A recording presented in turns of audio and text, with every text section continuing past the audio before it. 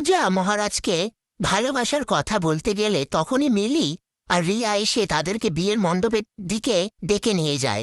এরপর সোমনাথ প্রিয়াঙ্কাকে সিঁদুর পরিয়ে বিয়ে সম্পন্ন করে। তারপর পূজা মহারাজকে বলে, আপনি কত সরল, আপনার মুখের হাসি যেন এভাবেই বজায় থাকে। মহারাজ বলে, আপনি বললে কিন্তু কথা বলবো না, তুমি বলতে হবে। পূজা বলে, আচ্ছা ঠিক আছে, কিন্তু আমার না ডান চোখটা খুব লাফাচ্ছে, খুব ভয় করছে। মহারাজ বলে, আপনি এত পড়াশোনা শিখে এসব কুসংস্কার মানেন? এই সমস্ত কিছু কিন্তু ভিটামিন স্ট্রেসের অভাবেও হতে পারে। এই নিয়ে তারা কথা বলতে থাকে। এদিকে সোমনাথ আর প্রিয়াঙ্কা ফটো তুলতে ব্যস্ত থাকে।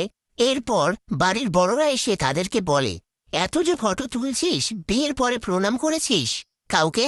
প্রিয়াঙ্কা বলে, আসলে এই বিয়েটা নিয়ে সবাই এত মজা করছিল না, তাই ভুলে গেছি। এই বলে প্রণাম করতে গেলে সোমনাথ প্রিয়াঙ্কাকে বলে, এসব ছাড়ো, এরা কেউই প্রণামের যোগ্য নয়, তুমি বরং বাড়িতে গিয়ে মাকে ভালো করে প্রণাম করো, তাহলেই হবে।